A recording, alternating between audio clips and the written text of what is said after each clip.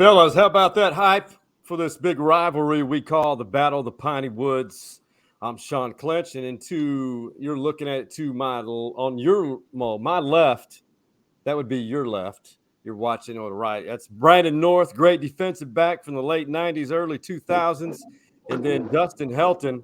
He is a very proud and very generous alumni. And we may have a special Sam Houston State Bearkat running back who was one of the best to ever play there and one of the best to play at the FCS level.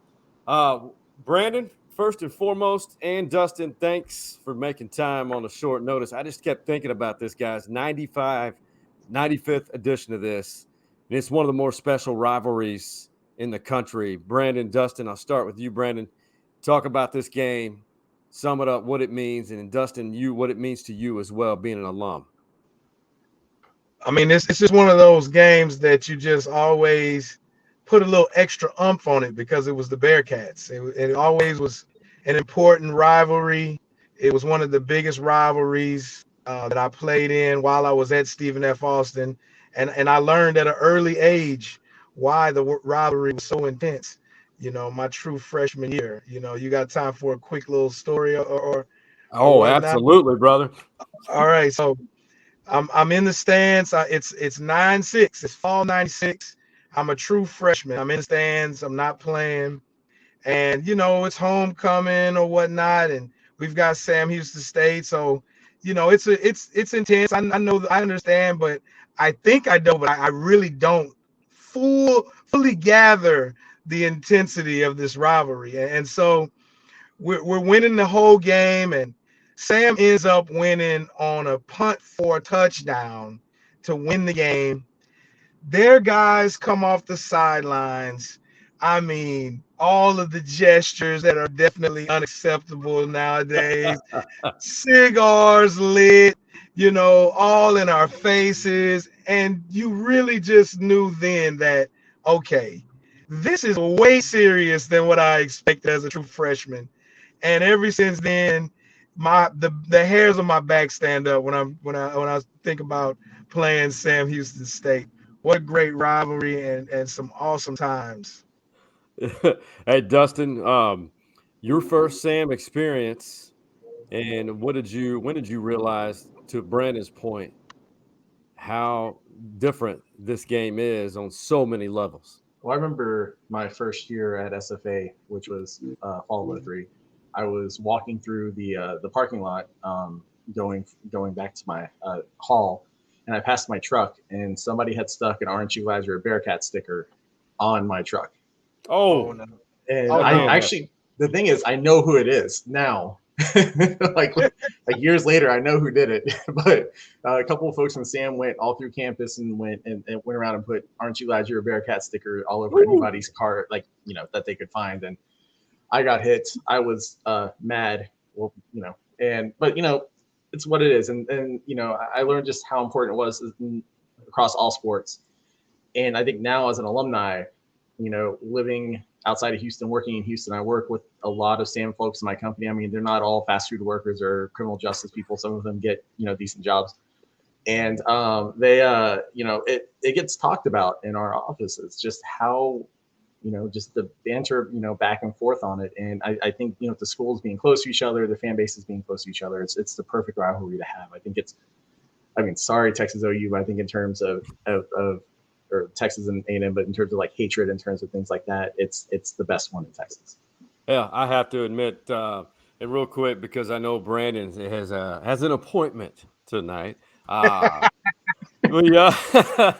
Brandon was, and Dustin, you know this. Brandon was when I was still a student at SFA, and I was doing everything I could, pushing my way into the media. I begged and pleaded, and where they couldn't say no, and I was with the team a lot. And Brandon was like the spokesperson of the group. And during that era, Stephen F. was really, they and McNeese were producing NFL talent and great games. And I didn't realize until it really just stuck and it hit me, that 97 game in Huntsville, Stephen F. rolling. and they had a quarterback by the last name of Chalupka. I think that was his name, from a transfer from Oklahoma State, putting up 500 numbers before the spread offenses really began. And it was 4th down. All we had to do was stop him. We win the game, essentially. I'm up above. I don't know where I was exactly, but I was up the top, maybe on top of maybe the press box. I don't know. And somehow we had a run fit blitz, but it didn't fit. And that running back took off for 60 yards. I don't remember. All I know was I wanted to puke. I hated that color orange. I hated that school. I couldn't get out of there quick enough because I had to roll back. And from 96 on, I knew all about it. I had assistant coaches at the high school I played for here in Austin who were Sam. It was Sam, SFA graduates, and a few UT.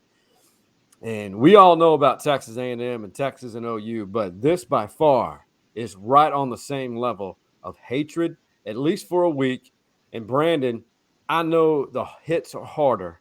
Everything's more intense.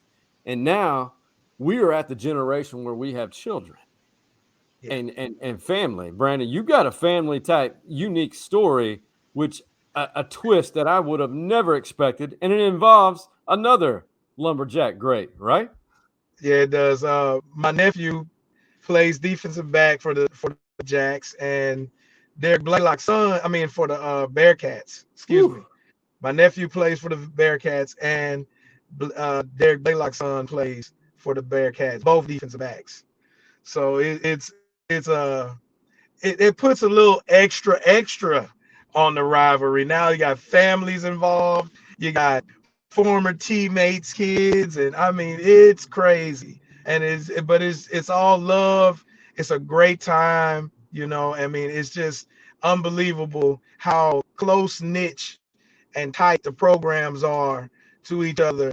And the gloves come off or put them on or whatever you want to do. Throw the kitchen sink at them, the refrigerator, just get after it. Just let's just have the most intense rivalry and the most fun playing the Bearkats that we can muster up every year, every year. Dustin, do you have a particular story? Because I like that one from Brandon, even though it really just is an indication of where we are, because Sam Houston is coming off that asterisk of a national championship. But the problem is, fact of the matter is they are number one. They are a good program. They are. Yeah, most of my interaction with Sam and the Battle Pineywoods actually was more on the basketball side because they're running the hecklers after Matt Atkins left. But, I remember, I think it was 2005, the fights, right? Yes. Like I won't forget the fight. Like, I mean, I remember that. I remember some of the great signs. And then I remember the last game in Nacogdoches where we just boat raced them, before they moved it to Houston. And I mean, the first game in Houston was another one. And then, they had Willie Fritz. They started building their program the right way. And whenever I kind of look at us now, I kind of think we're back where Sam was about 2010. Yeah. Right. They put in a regime change there. Completely. We've done the same thing, and that's why I'm hoping that this decade is our decade. They got 9 in a row. Let's win tomorrow. Let's get 9 in a row back. I was actually coaching on the 2009 and the 2000 team for yes, SFA. You were. Yeah. Yep. You knew what it was like. You knew what it was like to win and roll and get a program established. And man, B North. Before you bounce out of here, I mean, you mentioned the coaching resume. You've coached at some really good FCS programs, the lower Division I, Montana State. You helped them jump past Montana, which is a powerhouse. Yeah. When you look across the country, we're not just talking about the state of Texas. Do people across the country in FCS realize the rivalry that is Stephen F. and Sam Houston? Oh yeah, absolutely. I mean, absolutely. If you play in FCS, you know the rivalries. You know about Montana State. You know about North Dakota Dakota State. You know about those rivalries. You know, I mean, there's a bunch more of them. I mean, they're all over the place, and you know about them, and you know you're checking them out. You know, and you're keeping an eye on them because at the end of the day, you're trying to come out your conference, but you're trying to go to the playoffs and play in the tournament, the real playoff with the teams, single elimination. Got to get to the championship. I mean, this is the core of competition. And, you know, everybody loves, if you're a competitor, you want to get to that tournament and play the best round. You want to be able to represent your state, your university. And everybody knew Stephen F. Austin was bringing it, you know, because we were always nationally recognized. We're always in the top 25. You know, we always competed. And sometimes we just come up a little bit short here and a little bit short there. But there, you know, it was always known that Stephen F. Austin was going to be a top competitor. Real quick, Brandon, we've been friends a long time, and we're very honest with each other. Yeah. Very real. Do you see it coming to an end tomorrow? 9 consecutive years of winning by Sam Houston over our beloved alma mater, Stephen F. Austin. I'm going to tell you like this. Every time we play Sam Houston, I'm thinking we're going to win. There's never a doubt in my mind. Now, I'm different, okay? So, you know, it's blood, sweat, and tears for me. So I never will have a doubt in my mind. We're going to win tomorrow, okay? And we're going to win the next year, and we'll get our 9 in a row. You know what I mean? I always think like that. That's just how I am. But I'm just hoping that those guys go out there and play their hearts out and care and love it and enjoy it the way I did and all my teammates did every year, and really just have that passion about the rivalry and have a great time, guys, and act some jacks. Let's go get that W. Ask him, baby. B North. He's a coach. He's a leader. He's a leader of his community, and he's a proud lumberjack. My brother, you got an appointment to meet in about 10 minutes, and you're in Houston, correct? Already? Yeah, I'm out here in Houston. Man, we if you've never seen Brandon North, if you're watching this from across the country, just Google up his name and Stephen F. Austin. There's a few, I believe there's a few run support plays you came really downhill pretty hard. And there may be some other videos of certain interceptions.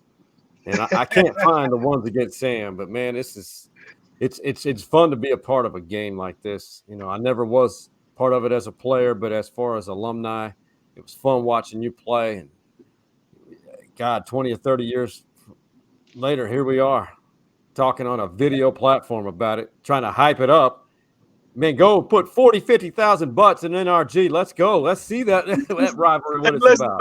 Let's do it. Hey, I appreciate you having me, bro. I love you, man. Appreciate you. I love you too, man. And I want to get a post-game report from your appointment on Sunday. You know, we'll talk Sunday. Sounds good, bro.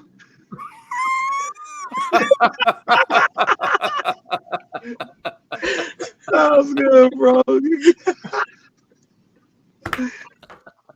D, I see you, bro. Good to see you, man. See you, B. Oh, my God. Love that guy. Love that guy. Too much fun. That's, oh, my gosh. Dustin, you alluded to it. For people watching this, we got about 5 more minutes. You alluded to some fights. I can't remember if it was 04 or 05. I was down on the field when it all happened. I think Mike McElroy took his helmet off while the teams were down the field after the game and took a swing at him and hit the Bearkat right in his head. And we had coaches and players, and I think collectively Sam had won 31-28, something like that, on a hot day. Correct me if I'm wrong, and there were a collective almost 20 players had to sit out the next game, I think. Yeah, that sounds right. Somewhere in there. It was nuts. It was nuts. And how do you just, I mean, unless you're there, you really don't know. I mean, you don't know what this is about. I mean, this is in every sport, but football, tomorrow playing in a pro football stadium, and hopefully that doesn't last. Well, Look, let's be honest. There's pros and cons to yeah, NRG, right? Like it's cool to, I mean, especially now with the way that they did the turf, right? It's not the Houston Texans because the Houston Texans are out of town this weekend, so they put the Battle of the Pineywoods logo on the field. They put the WAC logos on the field, right? Like that looks really cool. NRG is very convenient for a lot of SAM alumni and some SFA alumni. I mean, it's for the players, it's cool because they get to go out into an NFL stadium, go out on the field and enjoy it. But with someone who watched the game on campus and then has gone to all but two of the past Battle of Pinewoods at Houston, and the 2 times I missed it were due to work things. To me, the campus environment is so much better, right? Because it's not a third full stadium if you factor in all of the, all of NRG, right? You're not putting 29,000 people in the 70,000 seat stadium. You're putting 20,000 people in a stadium that's built to hold 18,000, right? Plus people in the grass. So it gets loud. It gets, and Homer Bryce and even Bowers, they hold sound in pretty well for how they're built. right. And so I think the energy is there. I think, I think about things like Lumberjack Alley and tailgating. Like, man, just imagine the tailgating for that game. Imagine, all that, because it wouldn't be, the 4-hour window that we have in Houston. It would go, it would go on, all morning and, maybe even the night before, depending on, where you are. Because I know in Huntsville, they actually set up the night before the game and tailgate. Like, to me, I think the environment would be better on the campus stadiums. I think keep it through NRG till it hits 100 because you're getting to the big number, right? Right. Then after you get through 100, move it back to campus. And if you need to do a third year, like at a neutral site, just to keep it, do it, or do it like that. But I think it's time for it to come home. I mean, I'm not going to complain if it stays in Houston because it's only an hour for me to go watch it. But I think it's time for it. I think it's time for it to come back to the campus sites. And I think I just perfect. It'd be perfect homecoming game again, right? Instead of us playing, I can't remember if we're playing. I can't remember who we're playing for homecoming. If it's Abilene Christian or if it's anyway, it'd be the perfect the perfect homecoming game to have on the schedule every year. So that's my thought on it. No, that's a valued thought. I mean, that is it's a smart feedback, and it's a lot of feedback that the current AD at SFA, Ryan Ivey, has heard, and I think they are discussing matters. And Sam Houston is part of the discussion.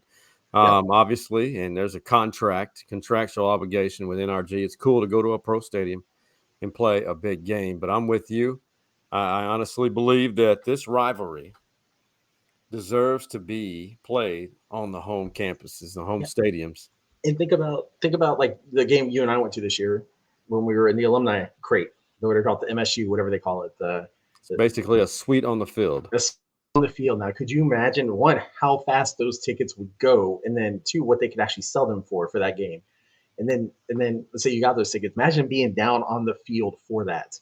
Yeah, it would be just incredible. I mean, it would be absolutely incredible. And then, if we did something with the South and the stadium besides the bleachers that they're putting the student group in, like there's so much. And I know Ryan is looking at things like this. I mean, he's very pragmatic in decisions he's making with the school, and compared to the former regime, it's night and day. So I really can't wait to see what ideas he comes up with for this rivalry. And maybe he looks at it and says, hey, because of the contract, because of the money, maybe it's better in Houston. But then maybe both he and I think Bobby Williams is the AD at Sam, they say, right, we've done it.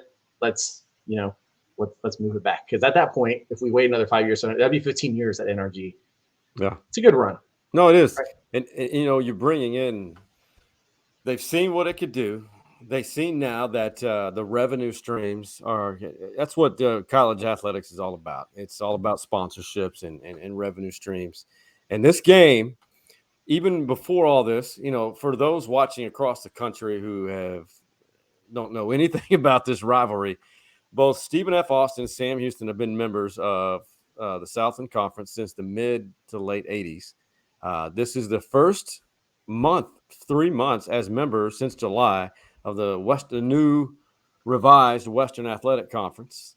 There's a group of programs from Texas, including Stephen F. and Sam. They were hoping that they would get these two for obvious reasons. bringing that game back on campus, this rivalry game, for the ones I saw in person, that being 94, 96, and 90. I didn't see 98 because I just graduated, but I saw some in Huntsville. And then coming back there as a member of the media, they had couches in the end zone in Huntsville. They had, which was kind of strange. And I still don't understand the GOAT that they have at Sam Houston. But two prop programs, Stephen F., and I'm not being biased, is a little bit better as far as attendance, support. Sam, they've been winning now winning on an upper level on the national scene since 2001. They've been a very consistent program, and now they've been in national championship games in this past spring on the COVID season, won the national title, and with Colby Carthel, Stephen F's taken another step, and a win on Saturday would do wonders for this program. I'm taking Sam Houston to win by 6 tomorrow. Yeah, the line is 13.5, right? The spread's 13.5, and I would take SFA with the spread, right? If I was a sports bettor, which I am, I would put my money on SFA with a 13.5 point spread. So, I mean, Sam is good, and I said this on the WAC podcast. Like, they have such great offensive weapons, and they have the best front seven in the FCS. Like, they are good, and I think what people aren't realizing is just how good of a team Colby Carthel has put together. And I think the problem is just because of our schedule this year. We haven't really played stellar competition, right? But you play the games you get scheduled, right? You play the games that you can get. And so I'm hoping that, the game in 2019 was close up until the very end, right? And that was with a lot of freshmen and sophomores on that team. Now we got juniors and seniors who have experienced this game once. So I got to think it's going to be closer. I would say if Sam wins, it is by less than 6. Yeah, I think it'll be one of those last minute score, to win the game. Whether it's a field goal or Sam gets a touchdown or SFA gets a touchdown, it's gonna be close. I agree that it's going to be fun to watch. Unfortunately, I'll be in Fort Worth, and unfortunately, I'm it was my goal this year to have something planned every football weekend. I did it, and I committed to that, not realizing when I committed it was the Battle of the Pineywoods. So, Lumberjack Nation, I apologize, but I will be wearing burnt orange tomorrow for the Horns in Fort Worth in the monsoon conditions, which are expected. But the background we have behind us, I will be back in that stadium very soon.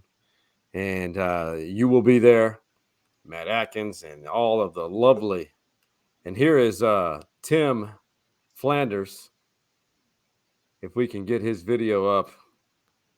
He's the Sam Houston running back. He's one of the best to ever play the game. We're trying to get him on. Legend. He is a legend of FCS football. I can't remember if he played 2 Battle of the Pineywoods, right? I think 3. Because I remember one year was the flip, which Sam folks still talk about because, that was an insane run with an insane, ending into the end zone. I want to say it was 3, but I can't remember. But seriously, legend. Absolute legend of a player. Like, I respect him. I hated him watching him play. Hated him. Absolutely hated him, but hated him with the utmost respect because of just how talented of a player he is. And now look, he's rocking in the CFL, Oh my God. It's he's trying to get on here and I can't seem to get, it says device not connected, but we're going to try to get him on. And I've got, let's see here. Oh, okay.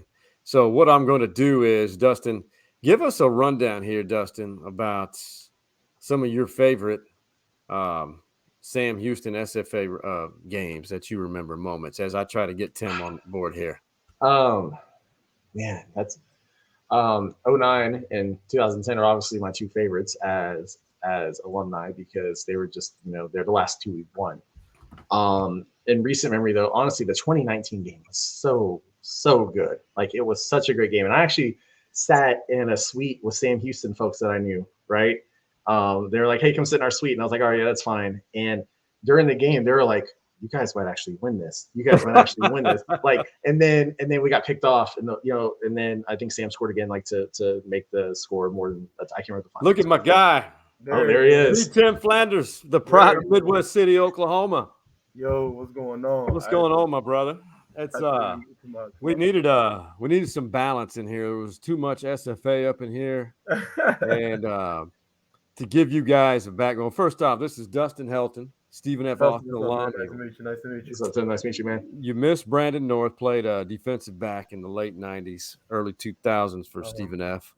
A couple other guys who played for Sam, they weren't able to make it. That are buddies of mine. But Tim and I go way back to Oklahoma City during my days there. I loved all 6 years. He was a stud running back for Midwest City. Well, his family, just full of amazing people. Yeah. And he transferred to Sam and became an FCS legend.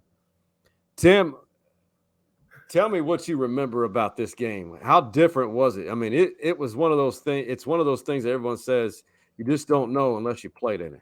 Yeah, I remember my first year. The year I transferred to Sam, and they was talking about it because I think the year prior, I think they were still playing at home. They was doing the home and home each year, and it was the first time they played at. We played at NRG, and we actually lost that game. And that was the last time we lost. That was 2010, I believe. But since then, the game has got it's just the crowd gets larger each year, and with the we have our alumni down, leading us out on the field. I remember one year we actually had Marcus Luttrell. He was in the locker room. In one of the years, because he had came in and talked to the team before a game. I want to say earlier that year. So, it's fun. I haven't been yet though, like as a fan watching. But I mean, I just remember coming out of the locker room right before kickoff, and you see all the alumni, it's like lined up and everything. So, yeah, it's pretty big. Go ahead, Dustin, if you have a question for him. No, I was gonna say I imagine you couldn't be back because you're too busy killing it in Canada. Yeah. Each year I've been doing something.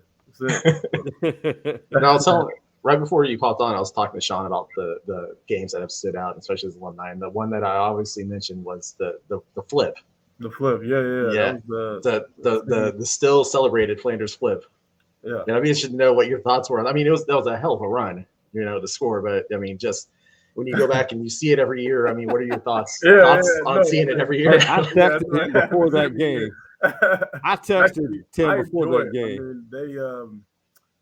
I mean, I'm glad they still keep it alive, whatever. I mean, I enjoy it because I remember. I want to say the next year, our receiver Torrance, he actually had another play that made. I think he was. I don't know if he was number 1 or number 2, number 3. He made top 10 ESPN as well the following year, I believe. Like right after the flip, or maybe it was 2 years after that. But I mean, I'm happy for it. I mean, it keeps it alive. It keeps me young in a way. Something went back, something I can show my son each year. Hey Tim, to make it a little personal for you, since I've known you, I've lost all my hair, and you've grown a lot. Yeah. And you're now up in Canada. This guy just has special God-gifted. He's just a God-gifted person and a football talent.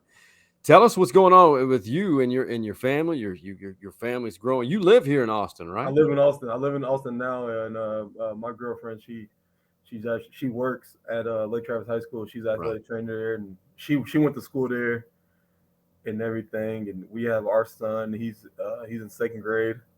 We have a girl on the way. It's due in October. So I'll be back towards the end of the month. I'll be back for that one, for a couple of days. But I'm just up here in Canada, just trying to make it. Oh man, playing this year and trying to keep it going as long as I can. You've always got a fan. I've been a fan of yours since met you and some of your family. I can speak for Dustin and I both that when I say this, I know Stephen F. and Sam's on a smaller scale rivalry, but this is number 95. Yeah. When you compare it in relation to Kansas State, OU, OSU, Texas, OU, of course, up there it's OU Texas. Yeah. I mean, where does it compare as far as the intensity of the game on the field? I think, yeah, I would say OU Texas. Yeah, OU Texas for sure. That's got to be. Yeah, it got to be OU Texas. It has to be. Because this one, until people actually go to it and play it, you really don't understand it. Because they look at it, oh, Stephen F. and Sam, two small schools. You know, there's a lot of things said. What's the worst thing? Do you remember anything on the field that was said to you? And you don't have to name names. That trash talk. Actually, to be honest, though, I don't think anybody actually was like. I want to say probably that first year I was there. I think that was probably the worst. Was that first year? But since then, and it wasn't like that. But I know for sure that first year there was a lot of talking. Man, I can't even remember who. Man, I don't even know if Willie. I think Willie was still there at the time. I think it could. I don't know if he played though, but cause I know Willie transferred to SFA. I think that was his last. I can't remember, but no, I do remember. I want to say that year for sure was the most talking since I played in it. You know, since then. But yeah, that one for sure. That very first one. Dustin? I was going to ask you, man, because you're playing for Ottawa right now, right? Yeah. Red Blacks? Yeah. And Willie's playing for Winnipeg. I mean, when y'all get to play each other, is it like a mini Battle of the Pineywoods? Oh, yeah. So with the crazy part is we won't even play Winnipeg this year. So when I was in Winnipeg and he was in Saskatchewan. Oh, yeah. That's when I used to always bring it up. We actually had a receiver when I was in Winnipeg, Justin Liggins. And he actually hit me up the other day and was like, what'd he say? He wrote me on Twitter the other day. Oh, man. Yeah, he goes, it was my birthday. He says, happy cake day, my boy. Stay blessed. And P.S., your flip still suck.